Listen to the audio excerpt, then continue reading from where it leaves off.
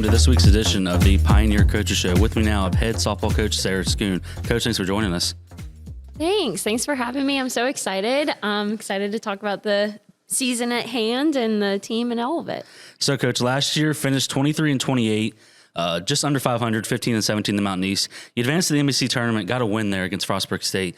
Eventually was eliminated by a team that made it to the Super Regional in Charleston. Just how your thoughts on the 2023 season? Yeah, so last year was so rewarding in so many ways. First time making the Mountain East Conference tournament as a team, and the girls all bought into that. It was such a great ride, to be honest, and such a great team to do it with. The seniors were wonderful last year. They will be missed this year, but I'd say last year as a whole was so rewarding in a way of we had such a strong freshman class. To have a lineup with 5 to 6 freshmen in it and for such a record to be made with that core group. I mean, it was just wonderful. It was great to be a part of. And now looking into this year, I had the off season, transfers, some freshmen. Just, how did the off season go with recruiting and bringing in some people to mix in with those younger players, but also with some of the veterans that you bring back? So recruiting to me is so fun. I love recruiting. I know it gets a little hectic at times. And especially with the area that we're in, we're always on the go when we recruit. To bring in a couple transfers, such as Caitlin Reiser and Caitlin Casse, it was wonderful to see the team unfold this fall and to see those recruits flourish in the positions that we brought them in. I'd say typically when you bring in a huge class, like what we did, you have multiple people playing multiple positions. But what this recruiting class was very specific in the positions that they played, and to see them come in and work with the returners and for the returners to work with them. And they've just all through fall flourished in a way of when they took the field, they were confident and they were confident in what they brought, and it made the whole team confident in what we were doing. And everyone just came together in such a way that we were able to work and not replace as much. And now, you brought those people on campus. You had fall ball, had, obviously the spring practices as you're preparing for this weekend. What are some, who are some players that have stood out, or just the whole team, and how's that went so far? So from the beginning of fall to now, the whole team has taken such a extreme stride in coming together and playing together as a team. And, it's one thing when you have so much talent. It's another getting that talent to play together. And I think the biggest thing this fall was that we were learning how to be a different team. And we had some position changes. We had some important transfers coming in and filling some spots. We had freshmen coming in who, are fighting for that spot. And to come together as a unit, as one throughout fall, it's been great coming back since off season, and working as a team come January on has been just phenomenal. The team truly is coming together as a whole. I'm really excited to see them open up. And yeah, just super excited. And, and then you bring some key returners, all conference, probably going to go down as one of the all-time greats in Holly Brim. And then a key bat, Emma McLean, led the team in home runs last year, was second in average in hits, but she's obviously the key returning bat this year. Just what are your expectations out of players like that to be able to push this team further than what you made it last year? Players like Holly and Emma, they're great players. They're phenomenal players, but they're also great people, and they work so hard all the time. One of the things that I tell Emma is she's just one speed. She gets on base and it's one speed. She gets in the box, it's one speed. I never have to worry about her working hard or her hustling, taking her hacks, but she's always doing extra work too. She gives lessons. She meets me once a week for extra work. It's just, she puts in the time to get the rewards out of the sport. And then pitchers like Holly Brem, she's so gifted, but she's so team. She's so in it for the right reasons. She's Holly Brem, the strikeout pitcher, essentially, but she's also Holly Brem, the Glenville State teammate. She gets 4.0 grades. It's wonderful to have girls who are excellent in their craft, but better people, great students, and great teammates. Yeah, and then the 2024 season has finally come. You're going to start out with Gannon, WVU Tech, and IUP in the Crossover Challenge. Not a lot of coaches like to open up the season with this type of, opportunity to play tough teams. You decide to do that. What's the mindset behind doing that? Because a lot of coaches might, take somebody who they know they can beat up on, to get that confidence. You decide to play some tougher teams, kind of like some Mountain East Conference opponents in the same realm of talent. What's your decision making with going into that? So, you always want to play. First off, I think everyone in the region and in the MEC is great. I think we always have. I've been in this conference now going on 10 years. 4 as a player, 2 as an assistant coach, and now 4 going on as a head coach. So I've seen a lot of great teams go through this conference and in this region. And I feel like when you get 2 teams facing off on the field, everyone is just so good in what they do. And when you open up the season at home, I think that's more of, you can say it's an advantage, but making sure the girls are comfortable, making sure they're confident, that's really what we go for when we open up. Like, you are prepared to take on whoever comes to play you. Yeah, exactly. And I think that's really like the big thing to note there. But yeah, we're super excited to open up with Gannon. Gannon's a great team. I think they were chosen in the top 5 in the PSAC. Yes. I'm super excited, and it's exciting to see what the girls will bring to the table. You work so hard, but you'll see what happens come February 24th. And, you just got to let them know that they're out there playing free and they are prepared and they can do what they want to do. Well, Coach, we want to appreciate you coming on today, and good luck this weekend. Thank you so much. We'll see you at the field. Welcome back to this week's edition of the Pioneer Coaches Show. With me now, head track and field coach Dan Meyers. Coach, thanks for being here. Jagger, thanks for having me. So, Coach, big weekend at MECs. You crowned an MEC champion, Janae Scott. How was that for her? That was huge. Coming in ranked second, we've had high expectations for her just from the amount of work she puts in the weight room and throws practice and everything like that. Our throws coach, Coach Johnson, does a great job with her. But to do what she did was pretty iconic. We've in the MEC, we've never had a throws champion on the women's side, so that was huge. And not saying we weren't expecting it, but I'm definitely sure we weren't expecting the amount that she PR'd. And I just wrote down her progression. She started out with 2 fouls, so as a head coach, you're thinking like, man, do you go over, do you talk to the throws coach, get a safe one in bounds, get to the final? And I just let it ride. I just said, I trust them. And, basically after the fact that she got one down, I went over there and they were basically like, yeah, we were just going to send it. And I was like, oh, well, good thing it worked out. So 1292, just right there, went to the lead. Next throw was 1317 and then got passed. Another athlete threw 1317, the girl from Wheeling, and then she passed her again with 1324. That girl fouled on the last throw. So I've seen this a lot, especially when you're the number 1 ranked thrower, you're the last one to going into the final. And Janae already had it locked up. I've seen it before. You get all hype. You already have the win in your bag, and you just kind of throw. All your adrenaline's lost. Then they go out there and throw 1349 just to put an exclamation point on it was pretty cool. So that was a pretty excited moment for us and the team, and that's just great for the women's program in general. And then adding on to the women's program, Natalie Barr took second in the 800. It was a tough race. Dakota Johnson from Wesleyan had a really strong finish.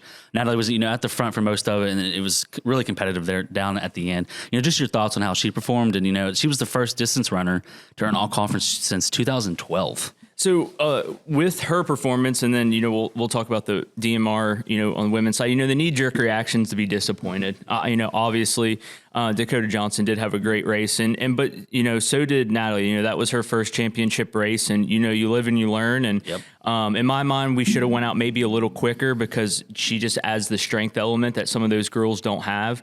But at the same time, there was a decent gap with 100 to go that she closed all the way to the line. And to be honest with you, it was a quarter, there was 5-10 more meters left. She's winning that. She's probably, she's probably taking home the dub. So I think somewhere in the middle of the race, we'll go back and watch on maybe where we could have extended that a little bit, because at the end of that race, she definitely looked, like one of the stronger runners in the field. So, but hats off to Wesleyan and Coach Chambers and Dakota Johnson. They did great in the distance events this weekend. And, Natalie's still a freshman. So the knee-jerk reaction section's like, yeah, be upset about it. But She's second place, you know? yeah, second place. And, we haven't had, someone in a distance event score in a long time, and let alone be all conference. The last one was TJ Abel in 2012, and he was an excellent 800 runner in the history of Glenville. So the best ever. So, she's putting herself in some elite company, and, we're really excited to see where the rest of the season goes for her. He has some other really good placements. I know you touched on more, but Aaron Kuffner finished 5th in the 60-meter hurdles.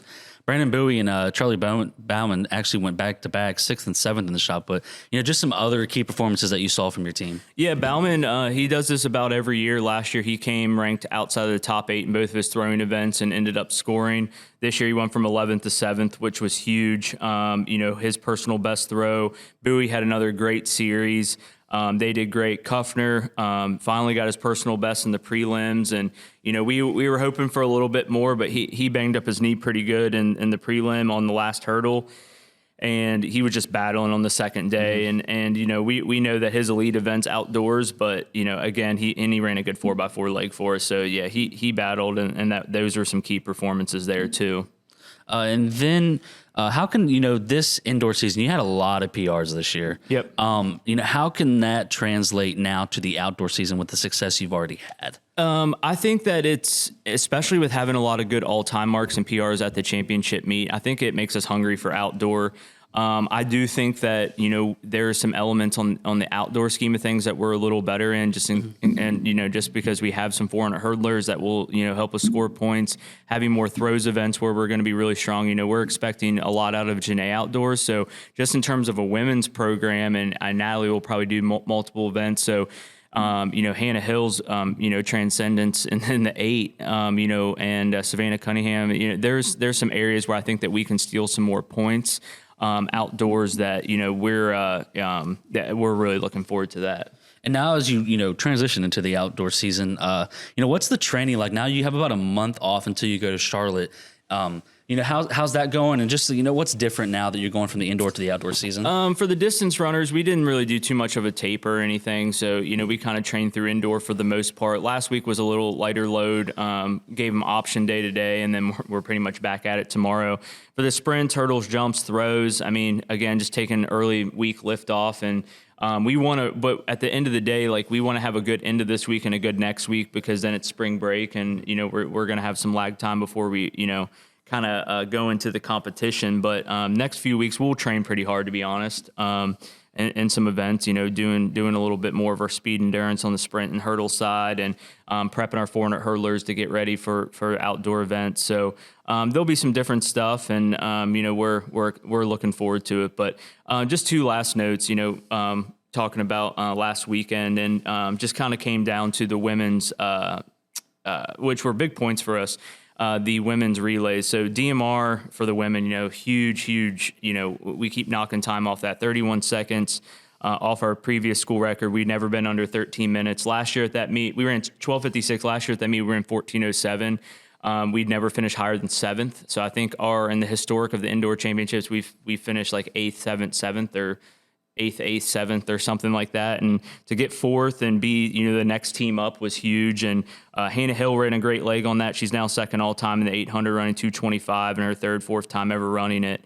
And the 4x4 women, on paper, wasn't a great time. But what it came down to is Bella Torres fighting every last inch to get across the finish. We were in the fast heat. Slow heat had already ran. D&E, and D&E was tied with us in points. Concord was a point and a half ahead. We garnered 2 points. Concord didn't garner any, and we beat D&E head-to-head. But it took her battling to the line. And she didn't know that those teams ran in the other heat. So it was basically like me just saying, just get to the finish. And it came down to a half second, and the difference between 8th as a team and 6th as a team.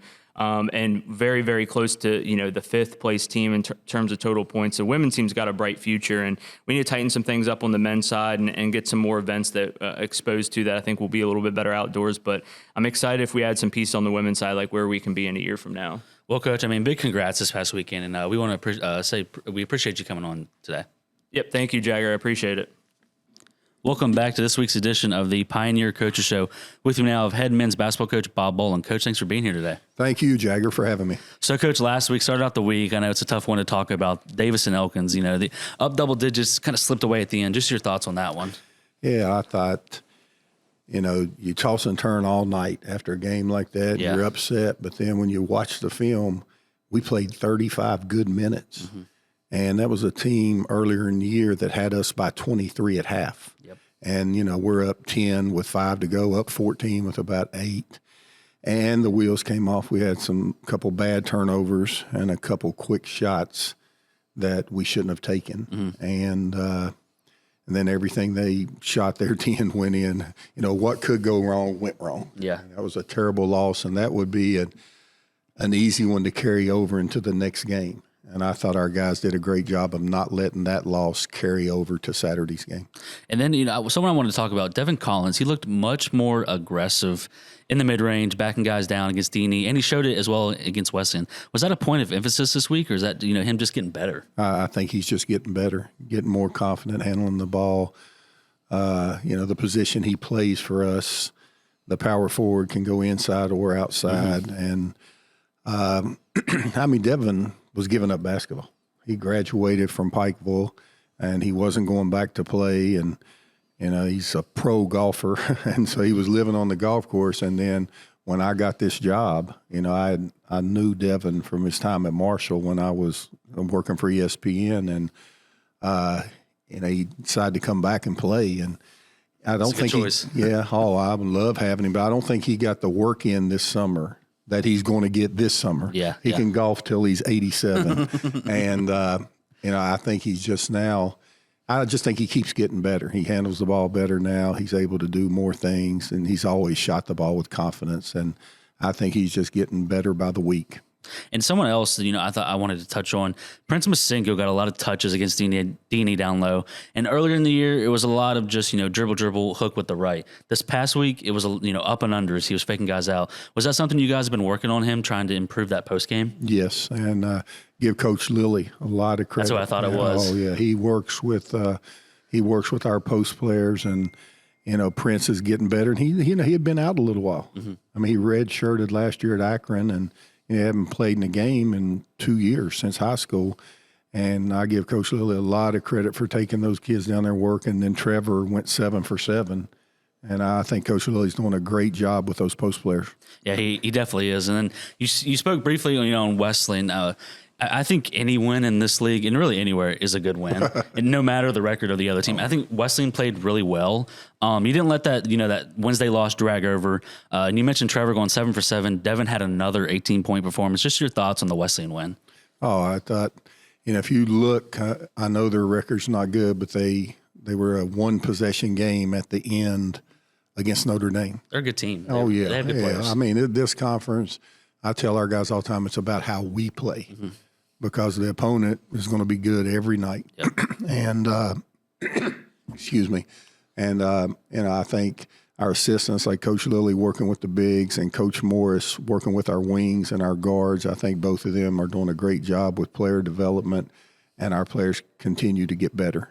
And then look into this week, West Liberty.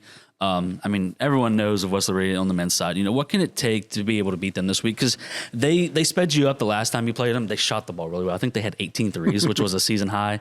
Maybe 20. Yeah. I'm not sure, Jack. I think it was 20. It's something that, it's hard to stop that system the way they run. How can you, kind of make them play your strengths and be able to pull out a win on Wednesday? We're going to have to play tough. West Liberty was 8 for 40. Against Frostburg, and they win by 10. Yeah. They were 8 for 40 behind the arc. They were 7 for 33 against Fairmont and win by 25. Yeah. So you look and say, and Fairmont turned it over 15 times, which we turned it over 30 against them. And they won by 25, and they were 7 for 33. Well, Fairmont had 2 offensive rebounds, and West Liberty had 16. It's a big factor. Yeah, so even when they're shooting bad, they beat you by turning it over and beat you up on the glass. And that's 2 things we're going to have to really fight to do. And it's 2 things that we haven't done well at times this year. But we have a couple of days to get ready. And if we can take care of the basketball and fight them on the rebounds, we can be right there. That's the 2 things that you have to avoid when you play West Liberty. Now, obviously, they're winning 85% of their games. It's hard for people to do. Yeah, exactly. But it's obvious. I think everybody knows before you play them. If you do those two things, don't turn the ball over and fight them evenly on the glass, you have a chance. Now, is doing those two things easy? No. But you have to do them. And they play hard. I have a lot of respect for them. They play hard. They play within their system, and they believe in their system. And obviously, they had a tremendous amount of success recently. Well, Coach, and then after West Liberty on Wednesday, you traveled to Wheeling on Saturday. But good luck this week, and we appreciate you coming on today. All right, Jagger. Thanks for having me. Welcome back to this week's edition of the Pioneer Coaches Show. With me now, I have head acrobatics and tumbling coach Taylor Broadwater. Coach, thanks for joining us today. Thanks for having me. So we talked about a little about last week about the Fairmont loss. You know, the scoring wasn't where you guys really wanted it to be. How was practice this week, and how was the morale after, your girls knew they should have scored better, but they didn't. But just how did all that go after the loss?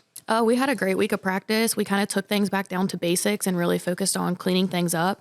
Not really going through a lot of our events this week, just kind of focusing on basics, cleaning up where we needed to. The girls' energy was great this week. They're excited to go into Frostburg. So this week definitely proved a lot to the girls on where we need to improve and where we can. And this week they did that. So I'm excited to watch them do that at Frostburg. Frostburg, a team who beat you last year, also came in this year as a preseason number one. Does that kind of give your girls a little bit of a chip on their shoulder to be able to go there and say, hey, we can compete with the best of the MEC? It definitely does. I think the girls know that Frostburg is definitely the team to beat this year. They're very clean in their skills. They have great skills. Overall, I think just letting them go to Frostburg is going to help because last year we were very close with them, and they were obviously MEC champs last year. So just kind of going into this week versus them, I think the girls have good attitudes about it and just want to do what they know how to do and see where the cards fall. And then going into this week, obviously you faced them on Sunday. This past week, they lost to, nationally ranked fourth Gannon. They were only trailing 1.8 going into the team event, had a low-scoring event. We talked a little bit, maybe they're struggling a bit under pressure. How can that help you? Because your big thing this year is performing under pressure. How are your thoughts on your girls being able to do that this week? So I definitely think performing under pressure is something that my girls have gotten pretty good at. This week is going to be a big thing, performing under pressure. So we're kind of going to go through our events, and I'm going to put a lot of pressure on them to see, hey, can you hit this event now? And then we're going to circle back to the event. And if they didn't do it well, that's on them at that point. But I think performing under pressure is something that they have proven this past week that they can do. Yep. So I think that will be a big thing going into Frostburg under pressure. We have done pretty well this season. Well, Coach, good luck this weekend. It's a big meet for you, and I just appreciate you coming on today. Thanks for having me. Welcome back to this week's edition of the Pioneer Coach Show.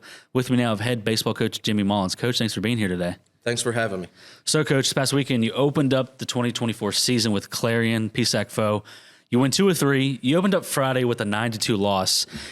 Was it just the first game jitters, poor execution? What went wrong there in that first game? Well, first of all, I wanted to thank you all for the weekend because the stuff you did, the broadcast was awesome. The video was great. Going back and looking at the video is amazing to be able to do. You guys do a good job. And I know with so many players from out of state and all around the country, even out of the country, their families can tune in and watch. So the video was great. I love the play-by-play stuff on Twitter, stuff we tried to do within our program and previously, but it's just hard during the games to keep up with that. And having that video up there, and our guys love it, the parents love it, and the community loves it, and it's hopefully that helps draw some more people out to our games. But it's just a professional Division I feel, and we really appreciate that. I appreciate that. I know we appreciate the compliment. You guys don't get all that, but it's a lot of work. And baseball it's a long day, and if you're not in the game, 6 hours of sitting out there, and it seems slow. And we talk about baseball being the fast game for about 3 seconds at a time. You're playing third base, and the ball's hit at you 115 miles an hour. It's pretty fast. Yeah, exactly. And then that downtime in between. But I just appreciate it. And it's a long day for everybody. It really is. But ultimately, it gives a professional experience to our players. And that's what we tell them they're going to get when they get here. And we talked last time about it's just everyone together making the experience, and it helps with the recruiting. And this stuff here that you guys are doing is going to help with our next class and continue to get better. So it's just not what we're doing. It's what you all are doing. But when it comes to the game there, there are 2 or 3 guys, and it was a little bit disappointing that, they just seemed nervous, and we talk about the difference in anxiety and excitement. They're married together. You can be anxious. That's a normal thing. Yep. But what we seem to think as human beings is when we're anxious before competition that it's an individual thing, that nobody else is feeling that. So there must be something wrong with me. I'm going to be scared. Now that turns into anxiety, and you can't play that way. You have to turn your anxious into excited. I'm excited for the opportunity to come out and perform and compete. And we talk about playing like wiffle ball, no fear of failure. It's just a fearless field. And it's easier said than done, just like anything else in coaching or life, that you're still going to have guys that, it's hard for them.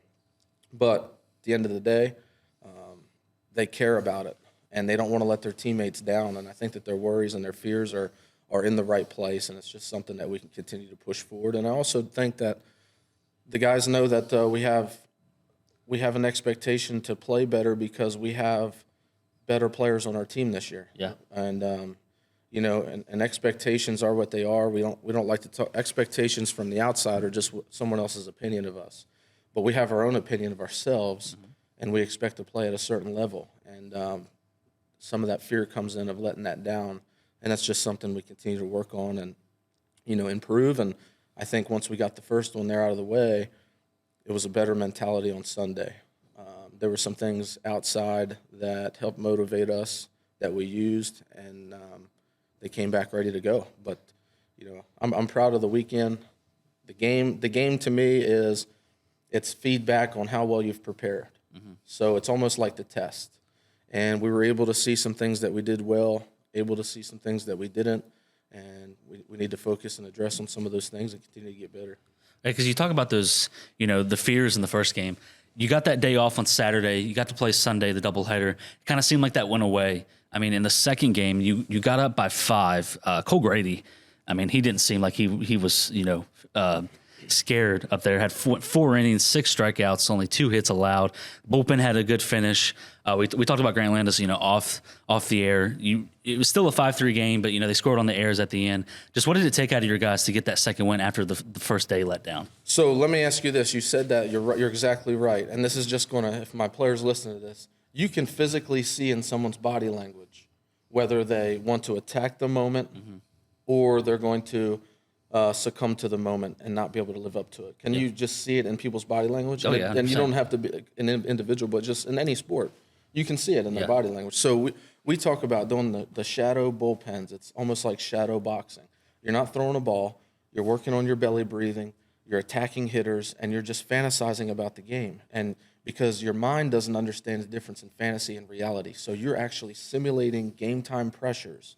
And there's multiple ways to do it. Well, Cole Grady is a guy who buys into it, and he believes in it, and he does it. And when it comes to moments like that, it's almost like he's already been in the moment because he's worked on it. And I'm real proud of him. It's hard to come out in your first outing and just, really attack like he did. I mean, my first outing, I got barreled up, and I'm not sure I lasted a whole inning, but he did a great job. And it didn't look like that momentum carried over to the second game of the doubleheader. They had a kid, 2 home runs. They got up 4-0. And then it seemed like you guys, it was just waiting to burst. You got some guys in scoring position. You couldn't capitalize the first 3 innings. Finally, in that 4th inning, it kind of just exploded. You got some big 2-out hits from Fabian. He roped one down the line, and Zach Lurie got the one to drop in center to take the lead. What does that show about your team already 3 games into the year that, hey, even though we're down 4-0, we can show that, composure and that mentality to be able to come back and win a game like that? Because that was a very exciting second game of the day. Yeah, so one of the challenges, and I don't think it's just us, I think it's all 18 to 23-year-olds in college baseball, is after the second game of a doubleheader, you get 30 minutes off in between. The first game, especially being our first win, and it's emotional and exciting, and it's almost like, okay, the air's let down. Now, how do you get back up to a moment? And these kids, sometimes it feels like, hey, we won the first one, so it could have been worse. Let's just cruise on the second one, and that was the challenge to them. And then when we got down in the second game, now it's really hard because it's the end of the day. We've already won a game. Are we going to live up to the moment? Are we going to fight back? And we fought back.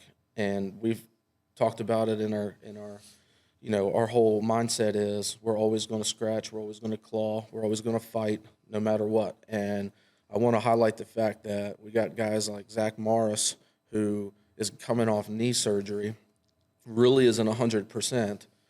Really, it would make sense if he didn't play at all in some of these games, but he's still rehabbing. But he's hustling out ground balls, diving head first into first base, just giving it everything he has. Yep. Fabian Escalante, who had 7 or 8 hits on the series there, he hustling down the line, sliding into first base, giving effort. Carlos De Jesus giving effort down the line. And I go back and I look at the video after the game and see these guys, and that's what it takes, because we got the bases loaded, like you said. We didn't capitalize, but as long as our motto is we're going to keep coming at you and coming at you and coming at you, it's not always going to work out our way. Mm-hmm. We're going to fall short, but we're going to keep coming at you. And if we can continue to do that, then we can believe that we can come back. And doing it on Sunday there just reaffirms to them that it can be done for sure. And you got some really strong bullpen. I think all week, the bullpen pitched very well. You had to exhaust a decent amount of arms. But one name I really wanted to touch on, that last Sunday game, Austin Korn, usually a starter. You bring him out of the pen. He gets those big outs, especially that strike him out, throw him out there in the last inning. Then he gets the ground out to Caden Hall at second. What did you like from him? Because he's usually a starter, but he comes out of the pen, able to finish strong. Because some guys maybe don't adjust as well. Used to being a starter, now I got to come in and shut the door. He came in and he shut the door. What was your thoughts on his performance this past weekend? Yeah, for sure. So having more arms this year, we're able to not leave our starter out there. We don't have to leave our starter out there through some bumps. We can make changes. Yep. Our bullpen is very diverse in the pitches they throw, so we can match up to certain swing types. We can identify the hitters in their lineup and the pitchers in our bullpen who's good matchups, and being able to shuffle them in and out is a good thing. And our mentality pitching-wise is we're going to close the first inning, then we're going to be a closer for the second inning. If you're the starter, it's one good inning and then try to do it 7 times. So it is hard with this age group of kids to get outside of the role of starter or bullpen because they get so attached to that role. But if they can believe in the mindset that it doesn't matter if you're a starter or not, that every inning is as important. Because Korn, coming in at the end of the game there, that inning is just as important as the first and second inning, if not more at that point in time. So, and I think that we can be diverse in that way. And that gives some other young guys opportunities to throw in the front of the game where the pressure may not be as much. Technically, if we're going to give up runs, we'd rather give them up on the first part of the game and let our offense figure it out. And we finished the game with something strong, and it worked out. And then looking to this weekend, you pick up 2 out of 3 against Clarion, but now you stay in the PSAC. You're going to face Westchester, Millersville, Mercyhurst, all regionally ranked. Millersville, I believe is 6th in the country. This is, it's going to be the hot spot for Division II baseball this weekend. What goes into the mindset of wanting to play these teams early? Because, you're getting your guys the best competition you're going to see. Obviously you're going to see some really good competition in the Southern Division in the MEC, but this is going to be some of the best baseball you're going to see all year. What goes into that mindset of doing that? Yeah, no doubt about it. And this is what we love about doing the Pioneer Classic here is we bring some really good baseball to Glenville, and the community can come out and see really good baseball. If there's high school athletes in West Virginia that want to continue on and play college baseball, they can come out and take a look at what good college baseball Division II looks like, because it's really good. We'll have 7, 8 MLB scouts at these tournaments here. Their arms are going to be 90 plus, just a plethora of them. And again, the game is going to be feedback on how well we've prepared. And when we recruit guys and tell them that we want to give them the best experience they can have, this is part of it. Oh, yeah. So, and we can look over. I tell them, these guys are going to be physical. They're going to throw the baseball. They're going to swing the bat. They're going to not let one pitch really affect them. They're going to reset themselves and attack the next pitch with attitude and effort. And sometimes it's a learning experience as well. But ultimately in our program, that's the type of level we want to play at. And I remember a few years ago, we were able to beat one of these teams with a true freshman, Austin Korn, on the mound. And after something like that, it really gives us confidence and motivation that, hey, we can play at this type of level. And I believe we can. I believe we'll do just fine. We have to think outside the box. We're going to have to mix and match the arms. You see how we did when we were behind, and we used a bunch of people off the bench to match up, to base run, to play defense. If we're going to continue to think inside the box, we're going to stay inside the box. So we're going to have to think outside the box and make things happen. And I'm excited for the opportunity. Again, anxious, nope, excited. So we're going to try to do the best we can and prepare for it, and we'll see what happens. Well, Coach, big congrats on the opening weekend wins. It was just nice to see the guys out there playing baseball again. It's a really exciting time of the year, but good congrats on this past weekend, and good luck this coming up weekend. Thank you, guys. I appreciate it. Welcome back to this week's edition of the Pioneer Coaches Show. With me now, head women's basketball coach Emily Stoller. Coach, thanks for being here. Hey, thanks for having me on today. So, Coach, last week started out the week against D&E. You beat them by 22. Just your thoughts on that game? Yeah, so early on we faced them there at their place. It's always tougher on the road. Typically it is, but we've struggled a bit more at home. So this year primarily, so we knew we had to come ready to play to win that game. And then you went to Wesleyan on Saturday. When you look at the box score, it's not that you guys played bad. You shot 56% from the field. I mean, you still only shot 33% from three, but they were able to hit shots late. They shot about 18 more shots than you guys did, and they still shot 54% from the field. Just your thoughts on that game as well. Right, so the possessions are definitely a bit off. Looking back at the box score on it, like you said, 18 more possessions. And as a coach, we sit here and we try to dissect the game and figure out, what areas, we gave those possessions up in. And, if we're being honest, right now we're just not playing our best basketball. We had 22 turnovers. We didn't force as many turnovers as what we would like out of our press. We're talking top 5 in the nation with forced turnovers per game, and we only forced 17. So we definitely have to get better as a team in a lot of different areas. We can put up our best shooting performance of the year and still come away with a loss. So those are some things that we're focused on here later on heading into tournament time.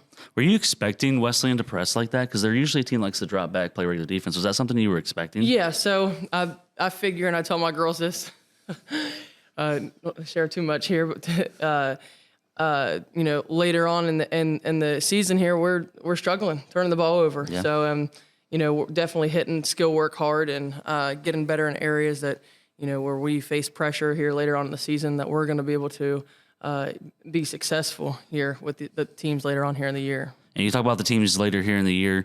You start the final 2 weeks of the regular season with West Liberty on Wednesday. You beat them earlier in the year. Just how can you guys bounce back this week? Right. So I think just going back on getting our skill work in, getting better individually, we have a lot of areas as a team right now. We're really struggling, and we've got to find the pieces and put those pieces back together and get prepared here for championship play. Well, Coach, after you play West Liberty on Wednesday, you'll travel to Wheeling, which is another big game in the Mountain East Conference. But good luck this week, and we appreciate you coming on today. Hey, appreciate you for having me. Welcome back to this week's edition of the Pioneer Coaches Show. With me now, I have head wrestling coach Dylan Cottrell. Coach, thanks for joining us today. Yeah, man, happy to be back. Not too many more of these to go. Yeah, you ain't lying. This past weekend, you went to West Virginia. I believe they were 19th in the country coming in. Yeah, they're 19th Division I. You wrestled 4 top 20 wrestlers. GQ picked up a win. Other guys, it was a struggle for them, but Division I competition, it's going to happen. Just your thoughts on that, and how was the experience at the Beauty and the Beast where they had gymnastics going on at the same time? Yeah, well, a couple things breaking that down, and one, as an alumni, it's really nice to see how good that team is, right? It's been a while since they fielded a team that's that good. They're super competitive in the Big 12.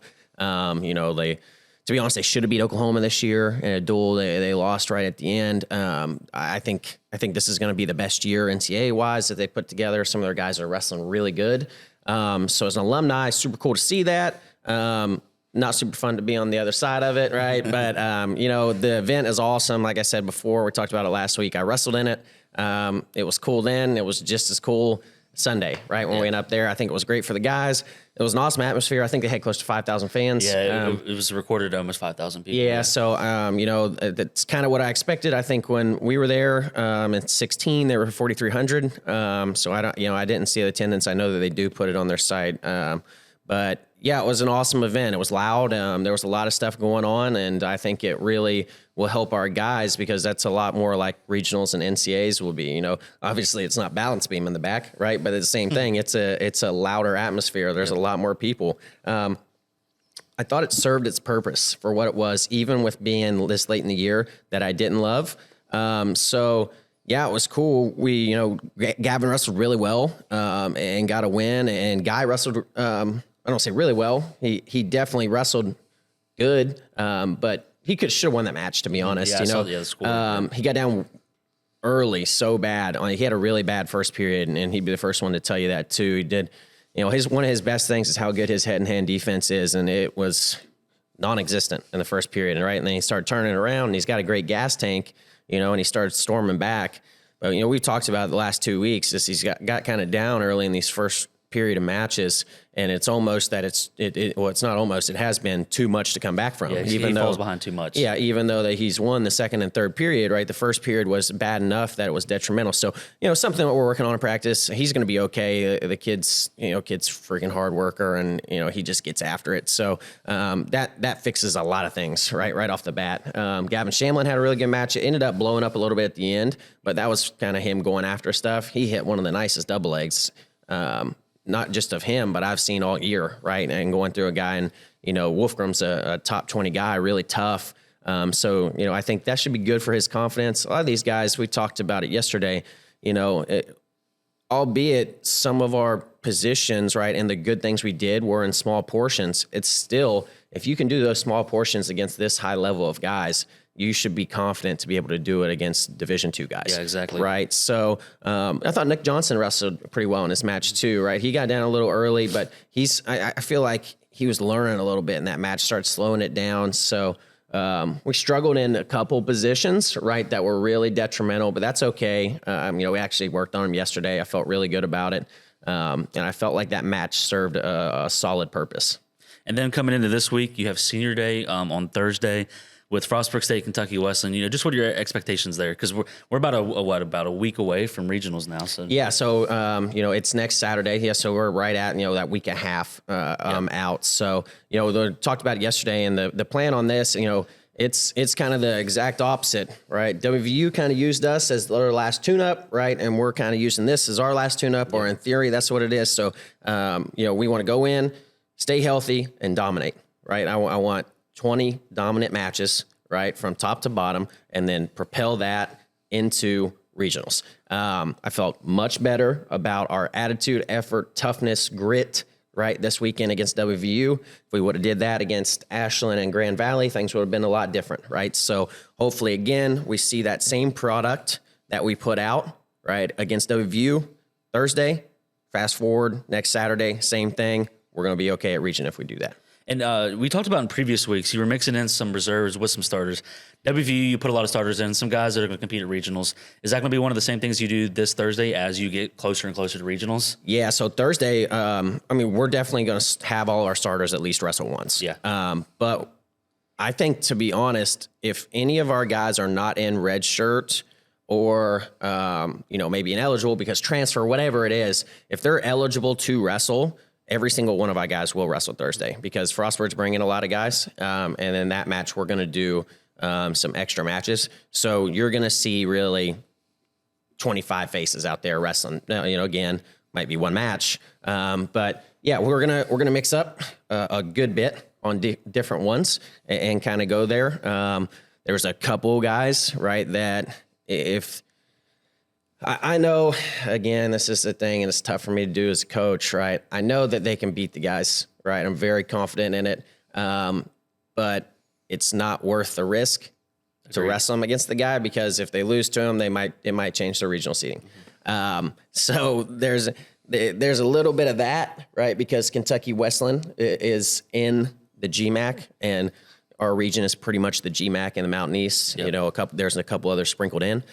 So there's common opponents. So, there might be a couple of our guys that on normal we would have wrestled against, that Kentucky Wesleyan team that we might set out and just be like, okay, we're not going to worry about it, right? And then wrestle them against Frostburg, like GQ, right? He wrestled the Frostburg kid in the conference finals, right? There's no need for us to wrestle that match again, right?